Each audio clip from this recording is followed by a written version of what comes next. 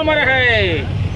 రమేష్, గత నెల రోజుల నుంచి కూడా ఈ యొక్క కార్యక్రమం అమర్జీ పొట్టి శ్రీరాములు పేరు తీసేసి సురవరం ప్రతాప్ రెడ్డి గారి పేరు పెట్టాలని ప్రభుత్వం నిర్ణయించింది. అప్పటి నుంచి కూడా మేము ఇప్పటి వరకు కూడా మేము నిరసన కార్యక్రమాలు చేసి వారికి ముఖ్యమంత్రి గారికి వారి మంత్రులకు ఎమ్మెల్యేలకు వాళ్ళకు వినతి పత్రాలు అందిస్తూనే ఉన్నాము. కానీ వారు ఏది కూడా చూడకుండా నిన్న అమర్జీ పొట్టి శ్రీరాములు పేరు తొలగిస్తూ సురవరం ప్రతాప్ రెడ్డి గారి పేరు పెట్టడం జరిగింది. పెట్టడమే కాకుండా మాకు బుక్ తెచ్చి సెంట్రల్ గవర్నమెంట్ అడుక్కోండి, అక్కడ ఆ స్టేషన్ పేరు పెట్టుకోండి అని అడుక్కోండి అని ఒక సలహా ఇవ్వడం జరిగింది. అది ఎంతవరకు సబబు? అదేవిధంగా బల్కంపేట అని బిస్కెట్ వేశారు మాకు, అది ఎంతవరకు సబబు?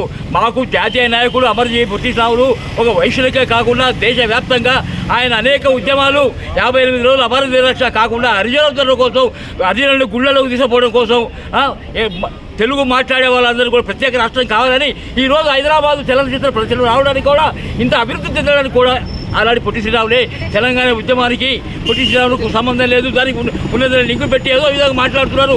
ఇంకోటి కూడా ముఖ్యమంత్రి గారు ఏమంటారంటే ఆంధ్రాలో పొట్టి శ్రీరాములు విద్యాలయం ఉంది, తెలంగాణలో పొట్టి శ్రీరాములు విద్యాలయం ఉంది, ఇట్లా ఉండడం ఇబ్బంది అని అంటే వెంకటేశ్వరరావు తిరుపతిలో ఉన్నాడు, ఖమ్మంలో ఉన్నాడు, విజయవాడలో ఉన్నాడు, హైదరాబాద్లో ఉన్నాడు, అట్లా ఉండకూడదా అని మేము అంటున్నాము. ఆయన మాకు దేవుడు పొట్టి శ్రీరాములు, ఆయన అమరుడు, ఆయన పేరు అనేక విధాలుగా అనేక చోట్ల ఆయన పేరు మోరుపోగాల, ఆయన యొక్క ఆత్మ శాంతించాలంటే అదే విధంగా ఆయన పేరు కొనసాగించాలి.